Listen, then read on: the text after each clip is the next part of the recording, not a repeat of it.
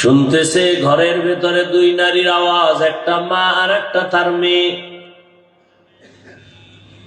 মা ডেকে ডেকে বলে, আগামীকাল বাজারে দুধ, গাভীর দুধ বিক্রি করতে নিবি, পানি বেশি দিয়ে নিস। মেয়ে বলে, মা আর বলবা না, ওমর জানলে ফাঁসি দিয়ে দিবে। মা বলে, ওমর দেখবে না, মিশায় নিস। মেয়ে বলে, মা যদিও ওমর দেখবে না, তবে ওমরের আল্লাহ তো দেখবেন। ওমর কথাগুলো শুই না চুপচাপ চলে গেছেন। পরের দিন আদালতে ডাকিয়া তাদের জিজ্ঞাসা করলেন, আপনাদের খানার কোনো পেরেশানি নাই, সব আপনাকে দেই। আর মাকে বলে, আপনার কাছে একটা প্রস্তাব রাখলাম, ভাবতে থাকেন। আমার রাজ্যের ভেতরে এমন এক মেয়ে আছে আল্লাহ ভোলা, এই মেয়েটার মধ্যে আমার আল্লাহর এত ভয়, আপনি মা যদি রাজি থাকেন, এই মেয়েটাকে আমি ওমরের ছেলের জন্য বিবাহের বন্ধনে নিতে চাই। এরাও রাজনীতি করছেন। ইয়া আইয়ুহাল্লাযীনা আমানুত্তাকুল্লাহা আকুলু কাওলান সাদীদা।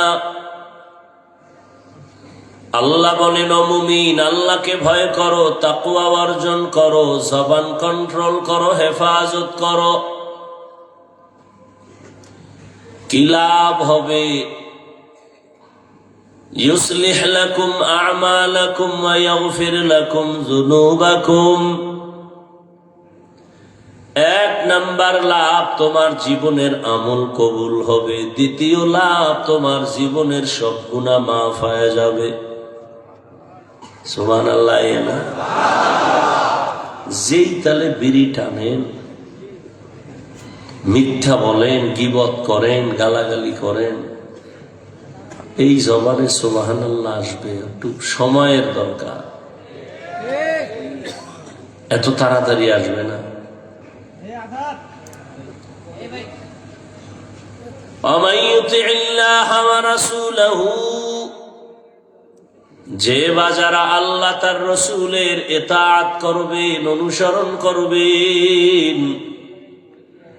ফাকাদ ফাযা ফাওজান আযীমা, তাদের বিজয় হবে চূড়ান্ত বিজয়।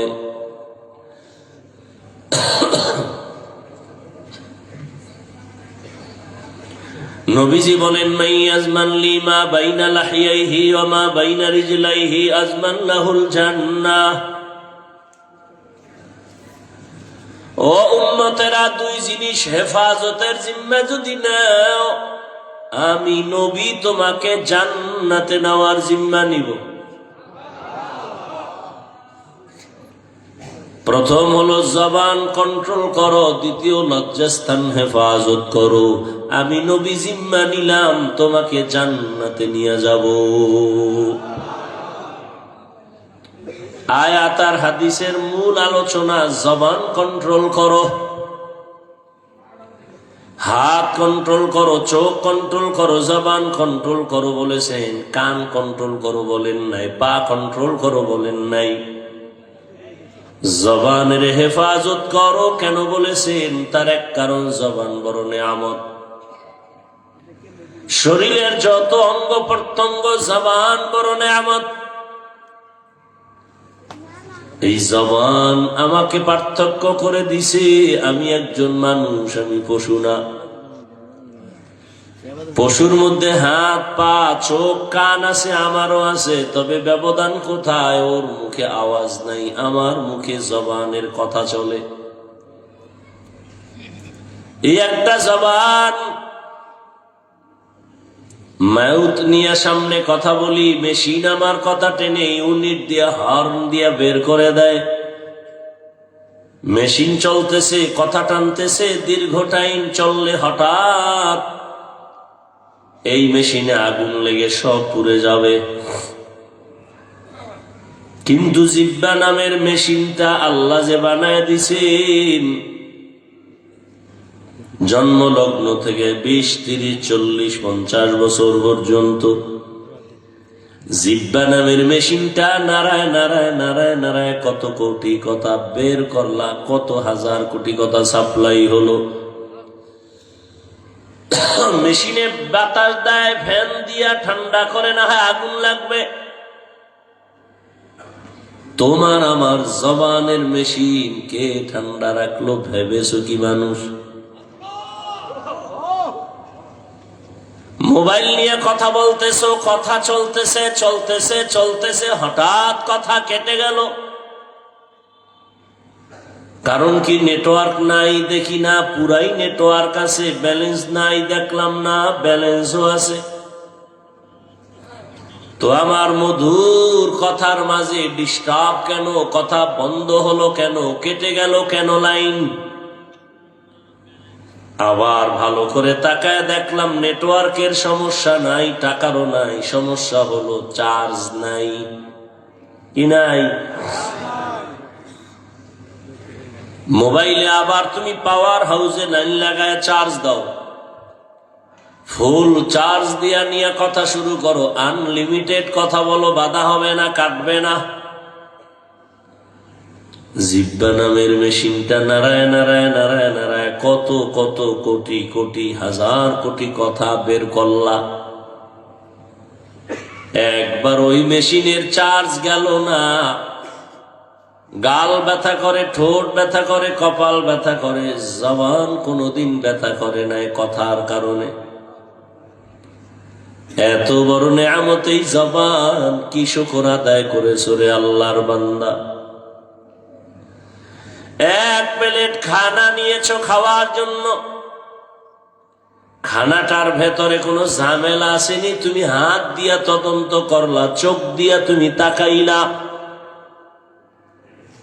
হঠাৎ করে তোমার হাত আর চোখ অ্যান্সার দিছে লোকমা খাওয়া যাবে, ভেজাল নাই। তুমি একটা লোকমা উঠাইয়া যখন মুখের মধ্যে দিছো, জিহ্বা বলে সাবধান, লোকমায় ভেজাল আছে, ভিতরে নিস না। কি ভেজাল? বলে লোকমার ভেতর একটা চিকন চুল আছে, এই চুল পেটে গেলে তোর ডিস্টার্ব হবে, লোকমা ফেলে দে। আমার হাত এই দুর্বলতাটা ধরতে গিয়া হাত দুর্বল, চোখ দুর্বল, কিন্তু জিহ্বা আমাকে ধরায় দিল। তুমি একটা খানা মুখে দিছো, ভেতরে নিবা কিনা জিহ্বায় তোমাকে অ্যান্সার দেয়, না হয় পারবা না। এত বড় এক নেয়ামত তোমার জবান, কি আদায় করেছো শুকর? এই জিহ্বা নারায় নারায় তেলাওয়াত করবা, জিকির করবা, আল্লাহ ডাকবা, মা বাবার খেদমতে কাজে লাগাইবা, কিন্তু গীবত শেখাত করে জবানটারে নাপাক করে ফেলেছো। জিহ্বা যেমন একটা মহৎ অস্ত্র, বড় এক নেয়ামত, ঠিক আবার এটা বড় এক মারাত্মক অস্ত্র। জিহ্বা বড় নেয়ামত। আমি বেঈমান নাকি আমি মুমিন? আমার হাত আমাকে পরিচয় করায় নাই আমি মুমিন, আমার চোখ আমারে পরিচয় করায় নাই আমি মুমিন, আমার কান আমারে পরিচয় দেয় নাই আমি মুমিন, আমার জবানের কথায় পরিচয় দেয় আমি মুমিন। কথা হন না কেন? আমার জবান পরিচয় দেয় আমি সাধারণ মানুষ নাকি একজন আলেম, আমার জবান পরিচয় দেয় আমি ভালো মানুষ না খারাপ মানুষ। হাত দেয়, এ হাত তো কুত্তারও আছে, পশুর আছে, চোখ আছে, কান আছে, কিন্তু আমার জবানের কথার আওয়াজ আর কোন প্রাণীর মধ্যে নাই। এত বড় নেয়ামত। আবার বয়ও আছে, এটার এত পাওয়ার, ডানে কাটে বামে কাটে, ব্লেডের মতো চারদিকে ধার। হাদিসে পাকে রহমতের নবী বলেন, প্রতিদিন সকালবেলা হাত, চোখ, কান সব অঙ্গগুলো জিহ্বা থেকে পানা চায়। ও আল্লাহ, জিহ্বা থেকে পানা দিও কোন ঝামেলা লাগাই দেয়, আর বেতের বাড়ি আমার হাতে আয়া লাগে। ঝামেলা লাগাইছে কে? জিহ্বায় ফিডান খায় হাতে। হাত খায় আল্লাহ তুমি মাফ করো এই জিহ্বার অত্যাচার থেকে। চোখ বলে মাফ করো, কান বলে মাফ করো। জিহ্বা এক কথার প্যাঁচ লাগাই দিবে, ওই কানের উপরে থাপ্পড় পরে যাবে। আমি কান তো অন্যায় করি নাই, জিহ্বা এক কথা কয়ে প্যাঁচ লাগাই দিছে, আমার কানের পর্দা ফাটাই দিছে। প্রতিদিন সকালবেলা জিহ্বার থেকে সব অঙ্গ প্রত্যঙ্গ পানা চায়। এটা বড় ঝামেলাওয়ালা একটা অস্ত্র। কয় কেমন? একটা বিধর্মী এই জিহ্বা নারায় যদি বলে লা ইলাহা ইল্লাল্লাহ, সাথে সাথে মুমিন হয়ে গেল। হাতে বানাইছে, পা বানাইছে কে? जिंदगी में बंदगी तू करना है, जिंदगी में बंदगी तू करना है, जिंदगी बे बंदगी शर्मिंदा है, जिंदगी बे बंदगी शर्मिंदा है। আমার আলোচনার বিষয় কি? জবানের হেফাজত। খুব খেয়াল করেন, জবানে বেলেটের মতো ধারালো এক অস্ত্র। জবান দিয়া যখন কালেমা পড়েছে, বেঈমান থেকে মুমিন হয়ে গেল। আবার একই জবান বলে বলে আল্লাহ মানি, নবী মানি, কোরআন মানি, হাদিস মানি, কিয়ামত মানি, কবর মানি, হাসর মানি, জান্নাত মানি, জাহান্নাম মানি, সব মানি। ইসলামে কোরআনে রাজনীতি নাই, মানি না। এই এক কথায় তারে আবার নতুন করে ইমানের খাতার থেকে আলাদা করে দিল। আল্লাহর কোরআনে কি রাজনীতি নাই? সুলাইমান নবী তো দুনিয়া চালাইছেন, বাদশাহ জুলকারনাইন দুনিয়া চালাইছেন শাসক, ইউসুফ নবী মিশরের অর্থমন্ত্রীর দায়িত্ব পালন করেছেন। এই সমস্ত কথা কি কোরআনে নাই? কেন বলো কোরআনে রাজনীতি নাই? হ্যাঁ, তোমার মতো ধান্দাবাজি চান্দাবাজি নাই। মানুষের বাড়ি ঘরে আগুন জ্বালায় দাও, এই পচা রাজনীতি ইসলামে নাই। মানুষের জবাই করো, দলের উল্টা করলে তার নাম কাটার আগে কল্লা কাটো। এই পচা ধান্দাবাজি চান্দাবাজি ইসলামে নাই। ইসলামে কি আছে? বলে মালিক যেই প্লেটে খাবে, গোলামও সে একই প্লেটে খাবে। কর্মচারী কাজ করবে, ঘাম পড়ার আগে বেতন দাও।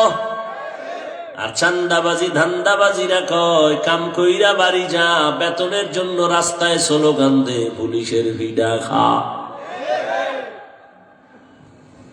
ওই সব চান্দাবাজেরা জানে ইসলাম ছাড়াই জমিনে শান্তির আর কোন পথ। সবাই জানে, সব ধান্দাবাজেরা জানে, এরপরও কেন মানে না? কয় যদি ইসলাম মাইনা চলি, আমগো চান্দাবাজি থাকবে না, ধান্দাবাজি চলবে না, দুর্নীতি করতে পারবে না, চুরি ডাকাতি করতে পারবে না।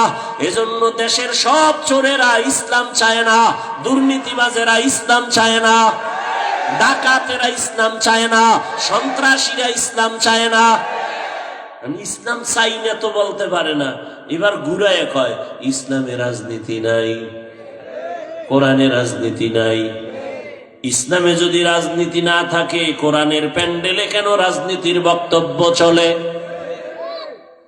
কি এটা রাজনীতির মঞ্চ? তাহলে এখানে রাজনীতির নেতা বক্তব্য দিবে কেন? মসজিদ রাজনীতির প্যান্ডেল, সেখানে কেন ভোট চাওয়া হয়?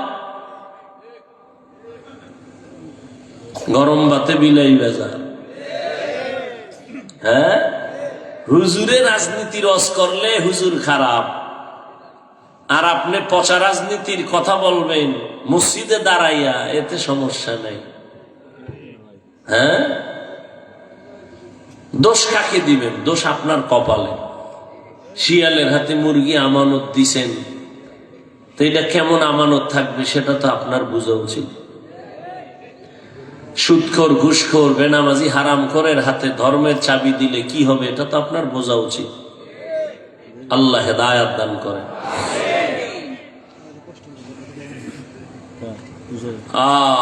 মসজিদের ইমাম সাহেব পিওর মানুষ, কোন দল করা যাবে না। কমিটির লোকেরা পচা পচা দল করবে, বাধা দেয়া যাবে না।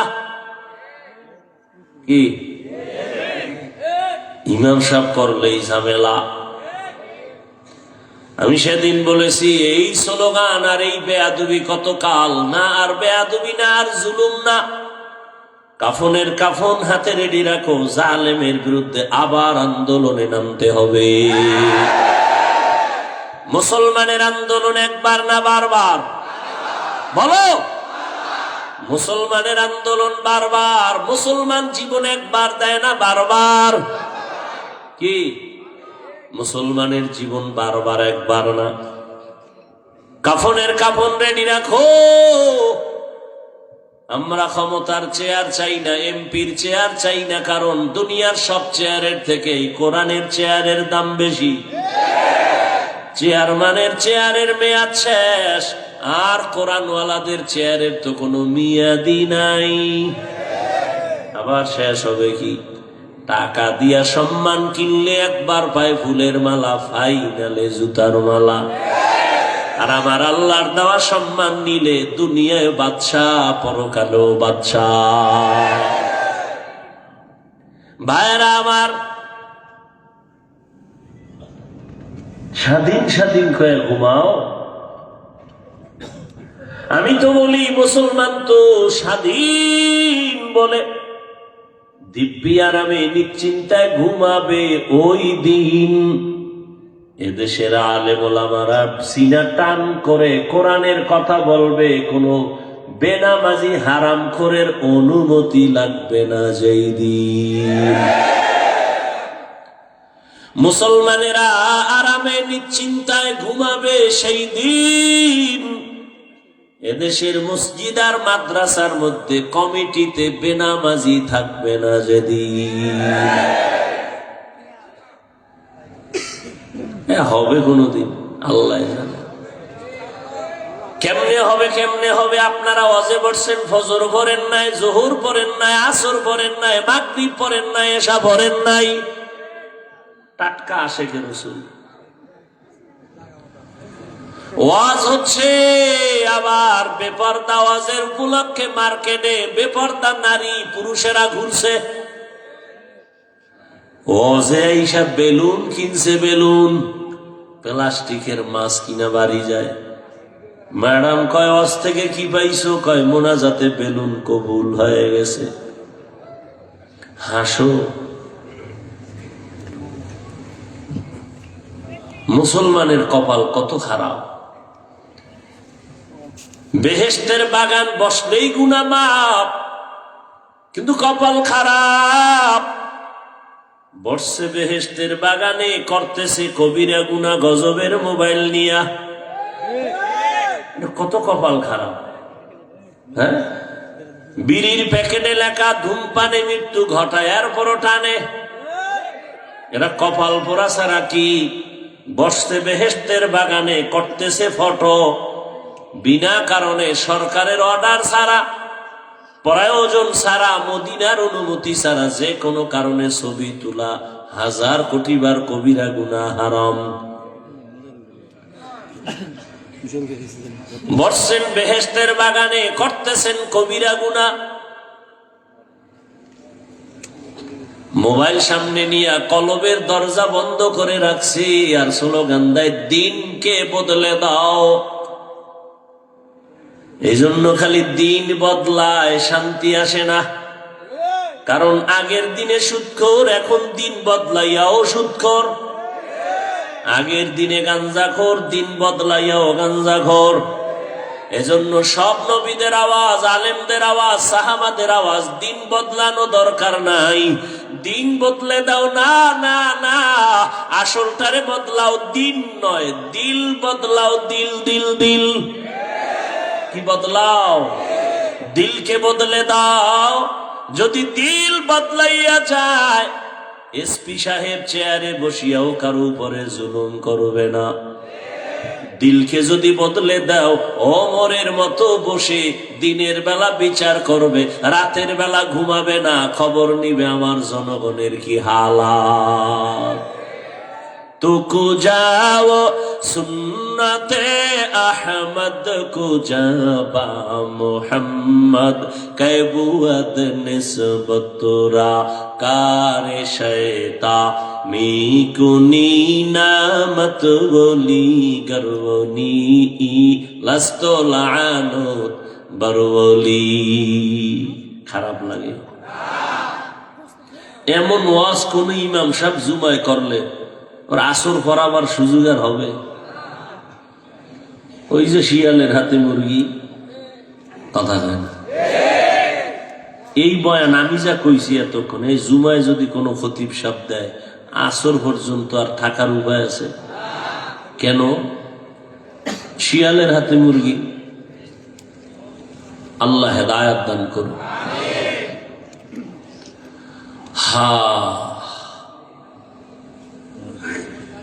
এরপরও কিছু কপাল গোড়ারা নিজের দোষ দেখে না, আলেমের দোষ খুঁজে। আলেমের বিরোধিতা করা মানে চূড়ান্ত মা বাবার অভিশাপ কপালে নেওয়া। ওর উপরে আমার আল্লাহ বেজার। আল্লাহ যে ওর উপরে বেজার তার প্রথম প্রমাণ সে আলেমের বিরোধিতা করে।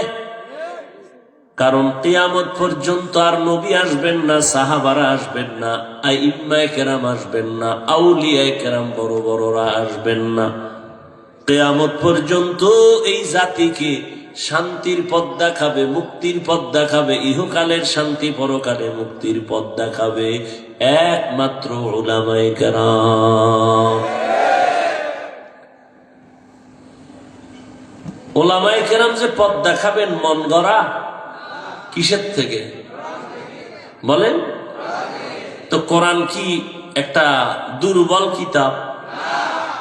ওটা আখিরাতের লাইনের সমাধান আছে, দুনিয়ার লাইনের নাই। আছে? দুনিয়ার লাইনের সব নাই। হ্যাঁ, থাকলে অন্যদিকে দৌড়ান কেন? আপনি তো দৌড়াচ্ছেন শান্তির জন্য না, আল্লাহর দিন ছাড়া তো শান্তির পথ নাই। আপনি উল্টা দিয়ে দৌড়ান কেন? আপনি দাড়ি কাটবেন, এখানে তো শান্তি নেই।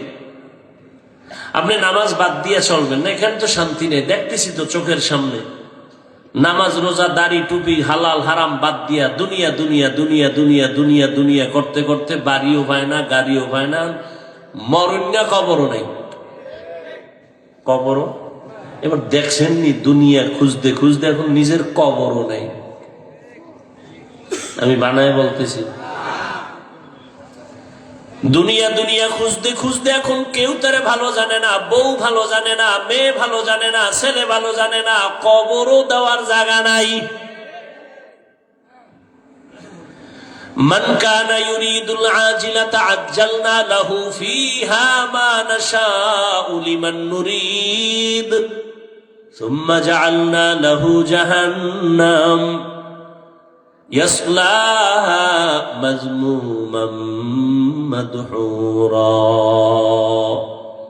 রাগ করেন না বাবা, আপনারা রাগ করলে আমরা কাগো বয়ান শুনাব।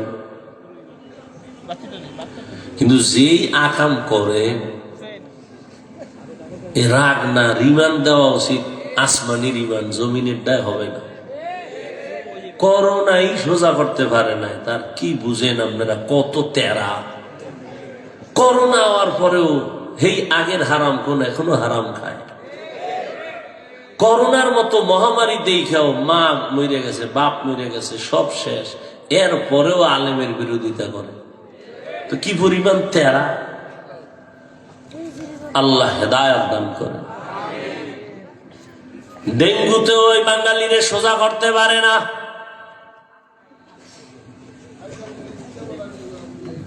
কত তাজা তাজা প্রাণ চলে গেল। একবারও ভাবো নাই যে নিজের মরণটার ডাক কখন এসে যাবে, কখন আজরাইল বাড়ির সামনে এসে আওয়াজ দিবে, রেডি হ। তোমার চুলগুলো সাদা হয়, মনে হয় আজরাইল তোমাকে সিগন্যাল দিতেছে, রেডি হ। কোন দিন যে আমার গালে দাড়ি উঠছে টের পাই নাই, আবার ওই দাড়ি সাদা হলো কোন দিন টের পাই নাই। একই রান্না করে আমার রাঁধুনি মা, তরকারিও এক, ভাতও এক, চুলায় রান্না করে। এই চালাক বাঙালি শুনো, একই পাতিলার তরকারি, একই পাত্রের ভাত, একজনার হাতেই রান্না হয়েছে আমার মা রাঁধুনি। একই দস্তারখানে বসিয়া ওই খানা, একই খানা, আব্বা খায়, আম্মা খায়, আমি খাই, বোনেরা খায়। মা বাবায় হয় দুর্বল, আমরা একই খানা খাইয়া হই শক্তিশালী সবল। এই পণ্ডিত, এত বুদ্ধি লয়ে ঘুরো, জবাব দাও তো কারণ কি? একই খানা, বাপ মায় খাইয়া হয় দুর্বল, আমরা শক্তিশালী, কারণ কি? বুদ্ধিজীবী শেষ, চালাকি শেষ। কুত্তায় বাচ্চা দেয় 5টা, গরুতে বাচ্চা দেয় বছরে 1টা। কেউ কুকুর জবাই করে না, কোটি কোটি কোটি গরু জবাই হয়, এরপরও গরু বেশি না কুকুর বেশি? তুমি এত বড় বুদ্ধিজীবী চালাক, বলো কারণ কি? কি ক্যালকুলেটর লও, কম্পিউটারে হিসাব মিলাও, মেমোরি লও। যদি বুঝো কোনো কাজ হয় না, তো তুমি বুদ্ধিজীবী আর মুখে কইও না। তোমার জিবি টিভি সব হ্যাং হয়ে গেছে, কোনো জিবি নেই, বুদ্ধিও নেই। খাও মদ, তোমার বুদ্ধি হবে কেন? এই মদ পান করার বুদ্ধি আছে? ও বউরে মা কয়ে ডাকে, মদ পান করে কেউ জিকির করছে? বস্ত্র ঠিক থাকে না, অর্ধুনাঙ্গ হয়ে ঘুরে আর কয় পুরা দেশের প্রধানমন্ত্রী এখন আমি। বউ বলে ঘরে চাল নাই, কত বোতলের দোষ, আমার কি? এরা বুদ্ধিজীবী। বুদ্ধিজীবীর কোয়ালিটি কি? মদ টানতে হবে, মদ, নাহলে বুদ্ধিজীবী হওয়া যায় না। গাঞ্জা খেতে হবে, নেশা পান করতে হবে, আলেমরে গালি দিতে হবে, তাই বুদ্ধিজীবীর ইবারে কি বলে, মান বাড়ে। আল্লাহ হেদায়াত দান করুন। সারা দুনিয়ায় বুদ্ধির শ্রেষ্ঠ গাইডের নাম কোরআন, আর এটা যার কাছে আছে সে হলো শ্রেষ্ঠ বুদ্ধিজীবী।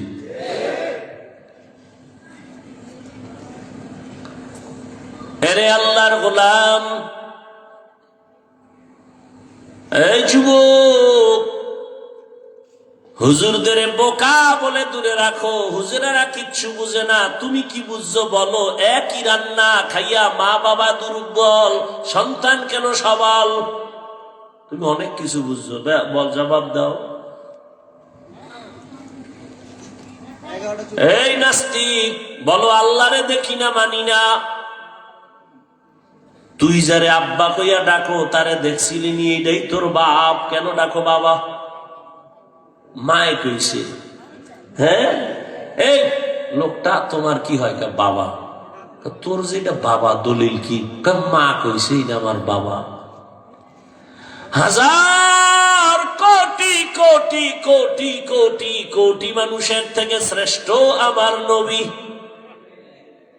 নবী বলছেন আমার আল্লাহ একজন, সেটা কেন মানো না? মা কইছে তোর বাবাই নি, মান।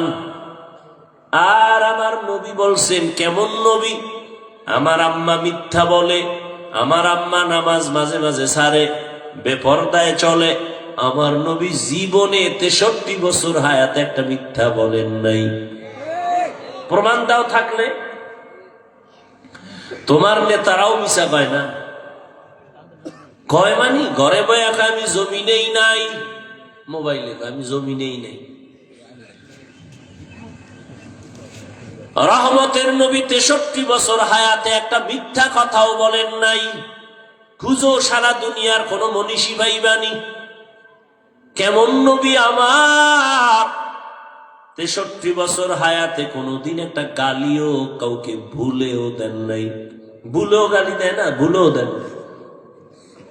শুধু কি তাই, নবীর সামনে দাঁড়ায় দাঁড়ায় ইহুদি গালি দেয়, নবী জবাবও দেন না, মুস্কি মুস্কি হাসে। আবু বকরের মেজাজ গরম, নবীরে গালি দেয়, সহ্য করা যায় না। নবী বলেন বারণ হয়ে যান, চুপ হয়ে যান, জবাব দিয়েন না। আবু বকর কয় আর কত, দাঁড়ায় গেছে। এই বেঈমান, কারে গালি দাও? নবীর মনটা বেজার। আবু বকর কয় নবী এতক্ষণ হাসলেন, এখন আমার মন বেজার কেন? কয় এতক্ষণ তুমি জবাব দাও নাই, এখন দিছো কেন? এই কষ্টে আমি মন বেজার করছি। কেন? যখন আমরা চুপ ছিলাম, জবাব দেই না, তখন আল্লাহ আসমান থেকে ফেরেশতা পাঠাইয়া জবাবের ব্যবস্থা করেছেন। ফেরেশতা জবাব দিছে, তুমি যখন জবাব দেওয়া শুরু করেছো, রহমতের ফেরেশতা চলে গেছে, মন বেজার হয়ে গেছে। এই জন্য নিজের হাতে বিচার নিও না, এটা সুন্দর হবে না। আল্লাহর হাতে চাইরা দাও, বিচার হবে বড় কঠিন। এমন কঠিন হবে যে দৌড় দিবে, জুতা নেওয়ারও টাইম নাই। আসমানি বিচার। নমরুদ আল্লাহরে মারার জন্য বাঁশ দিয়া সিঁড়ি বানাইছে, গুলি কইরা আল্লাহরে মেরে ফেলবে, কেসা খতম। তুমি নাউজুবিল্লাহ কও, হ্যাঁ নাউজুবিল্লাহ কও, কত লোক ছিল তীর নিয়ে উঠছে, মাইরা ফেলছে। তীর মারছে, তীরের মাথায় রক্ত লাগছে, নিচে একা দেখে যে রক্ত, আল্লাহ নাই, মাইরা লাইছে। ওয়ামাকারু ওয়ামাকারাল্লাহ ওয়াল্লাহু খায়রুল মাকিরিন।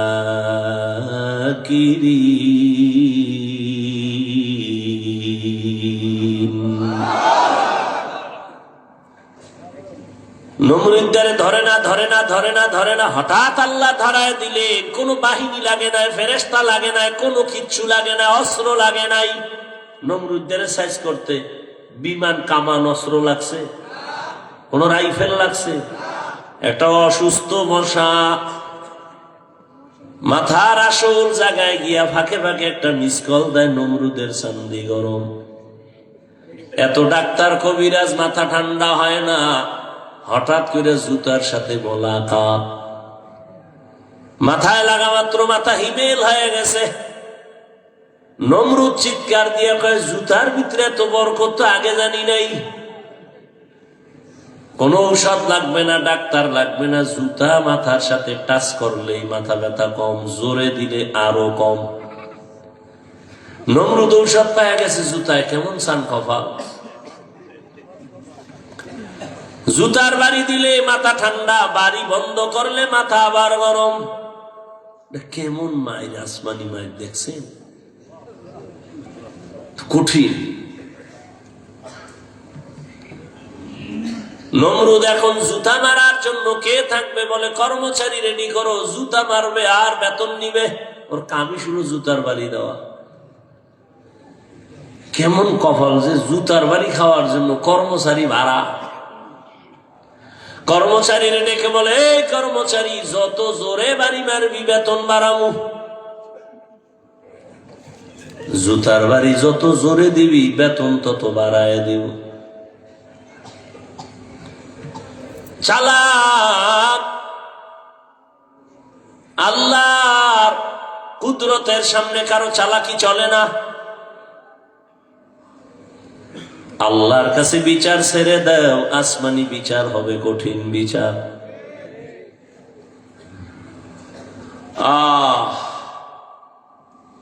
কইতুন কই গেছি, লাইনে আছি নাই, শেষ। দেশ লাইলে নাই, আমরা কেমনে থাই, সব আউলা জাউলা চলতেছে। ও আল্লাহর গোলাম, জবান এক মারাত্মক অস্ত্র। যেই জবানে বলছে লা ইলাহা ইল্লাল্লাহ খাঁটি মুমিন, জবান বলছে সব মানি, রাজনীতি মানি না, ঈমান নাই।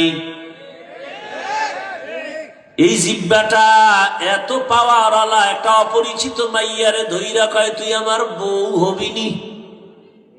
দুইজনের সামনে কয় হ্যাঁ তোরে স্বামী বলে মেনে নিলাম, বউ হয়ে গেছে। কে বানাইছে হাত? কে? এই জবান লড়ায় আবার বউরে কয় তালাক। আছে? বিদায় হয়ে গেল। একই জবান বিচারপতি বিচারের চেয়ারে বসে ফাঁসির আসামিরে কয় মুক্ত করে দিলাম, ফুলের মালা নিয়ে বাড়ি। আবার ওই একই জিহ্বা দিয়া নিরপরাধরে কয় পুলিশ হ্যান্ডকাপ লাগাও, ফাঁসি হয়ে যায়। একই জিহ্বার আওয়াজ। এই জিহ্বা বড় মারাত্মক, এটারে কন্ট্রোল করো, না হয় জাহান্নামে নিয়ে যাবে। কারণ এটা এত আউলা জাউলা অঙ্গ, এটা যে আমার কন্ট্রোলের বাইরে। ঘুমায় রইছি আমি মরা, কিন্তু জিহ্বা চল চলে, জিহ্বা কথা কয়, আমি জানিও না কি কয়। কি একজনে ডাক দিছে, ভাই উঠ উঠ উঠ উঠ, বন্ধু ডাক দিছে, ওঠ আজান হয়ে গেছে, আর কত ঘুমাবি? ও কাঁচা ঘুম, সারা রাত্র মোবাইলের হক আদায় করে শুইছে তো, কাঁচা ঘুম। ও চোখ খুইলাই দিছে গালি, কাঁচা গালি। ও থুইয়া তো তোর বন্ধুর গুল্লি মারি। ঘুমের থেকে উঠা ফোন দিছে, কয়াস ও বন্ধু, কয় বন্ধু বলিস না, কাঁচা গালি দিয়েছ, তোর সাথে কথা নাই। এই কথা বলা বলে না, আমি তো কোনো গালি দিই নাই, আমি কোনো গালি দেই নাই। যেই গালি দিছ এটা জমিনও নিবে না, আসমানও নিবে না। আল্লাহর কসম আমি গালি দিই নাই।